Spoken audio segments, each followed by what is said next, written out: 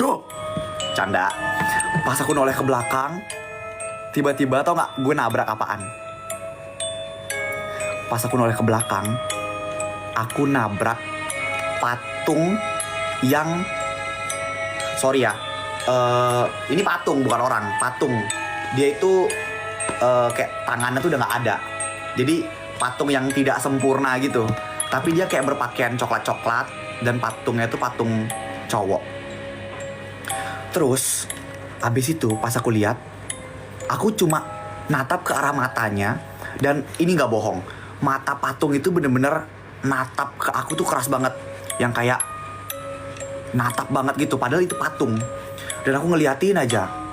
Sampai akhirnya ada teman aku yang datang terus disadarin, "Oi Kor." Aku langsung kayak gitu. Terus akhirnya udah tuh selesai. Baliklah aku ke perkemahan lagi. Singkat cerita, udah selesai kemahnya, udah baik-baik saja. Dan malam terakhir itu adalah kita sembahyang. Sembahyang ke kayak tempat sembahyang yang ada di situ.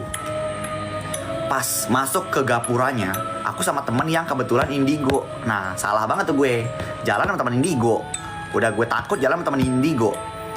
Terus temen indigo gue bilang apa tau gak sih kalian? Ini sungguh di luar dugaan omongannya dia.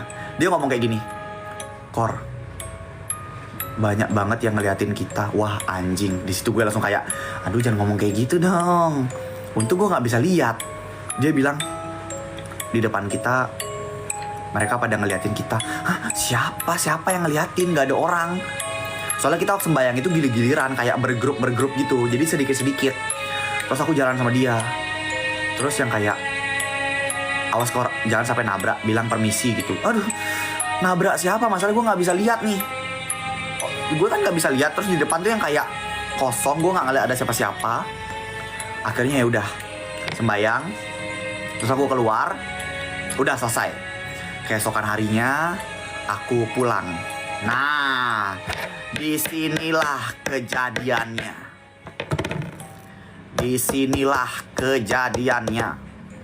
Pas aku pulang, semenjak aku pulang dari situ, setiap malam aku selalu mimpi didatengin sama si patung yang nggak ada tangan. Aduh merinding. Si patung yang nggak ada tangannya, yang pakai baju warna coklat-coklat itu. Dan setiap malam ya, ini nggak bohong, setiap malam aku kan tidur sama papa mamaku. Kalian tau gak sih tempat tidur yang ada atas ada bawahnya gitu? Ada kasur atas, kasur bawah. Nanti kasur bawah ini bisa dimasukin ke dalam lagi. Kalau mau tidur tinggal diseret keluar. Tahu kan kasurnya kayak gitu. Nah, papa mama aku tidur di bawah, aku di atas. Ini waktu aku masih dulu banget nih, waktu masih sekolah. Tiba-tiba ya, setiap hari tuh aku selalu melakukan hal-hal aneh. Pertama, aku tuh tidur dengan posisi kaki aku naik ke atas, tangan aku juga naik ke atas. Jadi aku kayak gini, kayak gitu tidurnya. Jadi kayak ketarik ke atas gitu kaki, dan jadi kayak gini, tangan aku naik ke atas, kaki aku juga naik ke atas, kayak gini banget persis. Terus mama papa aku kan bingung kan, dibangunin, aku nggak kebangun. Sampai akhirnya dibangun lagi kayak bangun. Akhirnya pas aku kebangun, aku cuma nanya, "Kenapa?" Aku gak sadar apa-apa. Itu yang pertama. Yang kedua, aku sering banget mimpi tiba-tiba kayak aku ada di dalam sebuah peti hitam gitu. Itu serem banget, yang itu serem banget. Terus yang ketiga, aku juga sering mimpi. Ini yang paling serem. Ini bukan mimpi, tapi aku ngelakuin. Jadi kan ada kayak bantal guling. Aku ngambil bantal gulingnya itu, tapi dalam kondisi aku merem. Aku itu ya ngasih bantal guling itu ke papa aku. Terus aku bilang, "Pak, di mana tanam ini?" Papa aku langsung kayak, "Hah? Tanam apa?" "Ini, tanam pocongnya ini." Wah gila, itu aku merinding banget. Aku awalnya gak percaya, karena aku gak sadar waktu aku ngelakuin itu. Aku diceritain sama papa aku pas udah kebangun, kayak, "Ngapain tadi kayak gini, ngapain tadi kayak gitu?" "Emang ngapain?" "Ya ngelakuin ini," diceritain lah. Terus juga aku tuh kayak bertingkah kayak hewan gitu loh pas tidur. Jadi aku kebangun, terus aku posisinya kayak yang merangkak gitu, merangkak di atas kasur. Itu aku sering kayak gitu. Itu aku Vitamin D, protein, dan kalsium. Vision Zai Combo Keju. Buka aplikasi MyXL dan bikin circle kamu sekarang. lanjut. Maaf ya iklan. Nggak premium YouTube gue, maaf.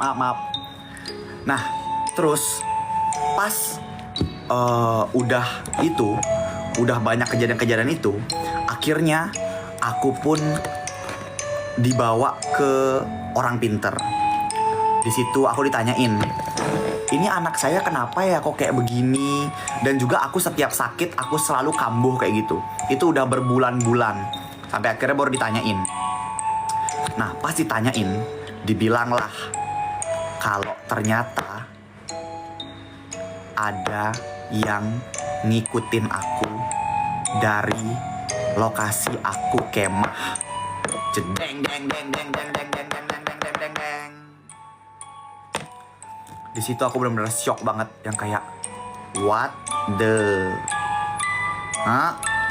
Masa iya sih? Sampai akhirnya aku kayak disembahyangin, aku didoain yang baik-baik, terus dikasih kayak semacam apa gitu, katanya taruh di depan kamar, ditaruh di sekitar rumah dan sebagainya. Semenjak itu hilang. Sampai sekarang udah gak pernah kayak gitu lagi.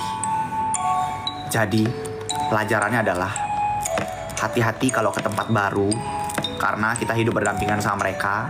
Apalagi buat kita yang gak bisa ngeliat, kita gak pernah tahu kapan kita ngeganggu mereka, nyentuh mereka, mungkin nginjek kakinya atau gimana. Gue juga gak ngerti, jadi selalu bilang permisi. Kalau di Bali selalu bilang nyelang margi namanya. Nyelang margi gitu kalau ngelewat ke tempat-tempat baru. Terus ya kayak gitulah pokoknya. Sampai akhirnya sekarang udah gak pernah kayak gitu lagi sih. Udah baik-baik saja, Astungkare ya. Baik-baik saja. Habis deh ceritanya.